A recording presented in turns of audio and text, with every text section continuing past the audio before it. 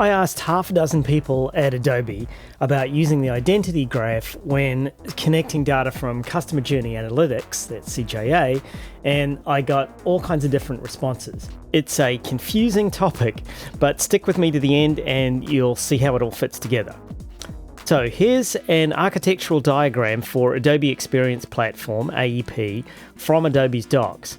It mentions that there is a dataset export from the data lake to CJA, but you'll also see that the real-time customer profile is not connected with CJA, unlike the real-time CDP and Journey Optimizer, AJO. In terms of its data, CJA is a fundamentally different beast than the CDP and AJO.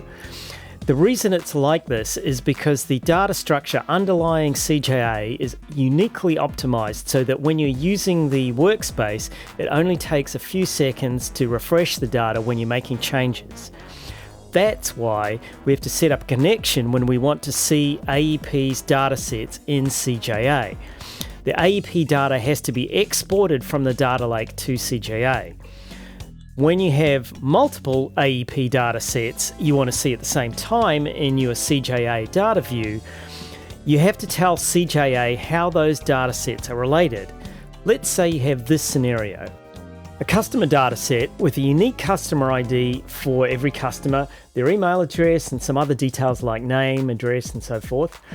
A transaction data set where the customer ID is associated with purchases, so the amount, the date, the product SKU, that sort of thing. And a website data set with Adobe's cookie-based ECID captured on every page, and occasionally we'll get the email address if the user fills out some form on a page. Plus, we have all the usual stuff like page name, URL, that sort of thing.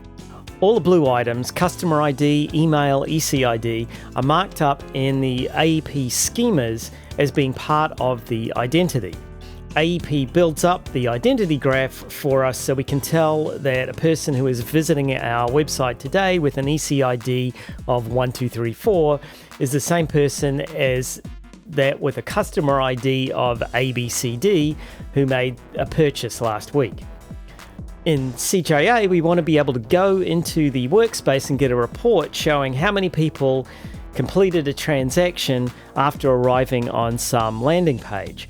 That sort of thing requires the website dataset to be stitched together with the transaction dataset via the information collected in the customer dataset. This is where things get a little hairy. When setting up the connection in CJA, using field-based stitching, we have to specify a person identifier for each of our datasets. For example, we might say we'll use the customer ID.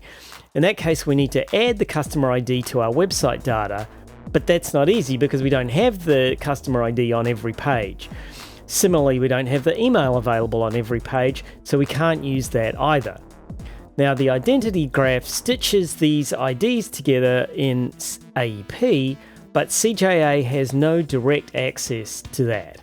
Confusingly, there's a method for connecting datasets together called graph-based stitching, which is available if you have Prime or Ultimate versions of CJA.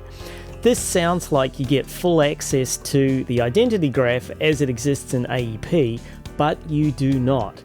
In the UI, graph-based stitching just allows you to specify a namespace, such as an email, ECID, whatever, as a way to identify a single field that you use to stitch together all of your data sets. However, if you know what to ask for, you can have Adobe use the ECID of the website dataset to look up the customer ID in the identity graph. That is then used to create a new dataset, which is a copy of your website dataset with an added field called Stitched ID. That field would contain the customer ID. That's a theory.